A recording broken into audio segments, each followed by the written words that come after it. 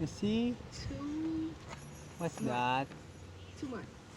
Today is my 3 months that I've been in Freedom Say hi, Village. tatay. Hi, inay. Hi, tatay. Hi, nanay. My schoolwork, I'm in the, What do you have there? I'm doing 10th and 11th grade cases right now. And if I keep What's going at that? the rate that I'm going, I'll graduate What's that? this year. I'm doing 2 years of work. Huh?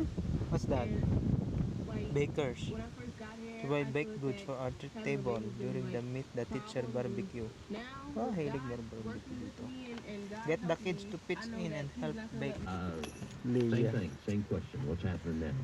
Well, Kaya my baba. mom recently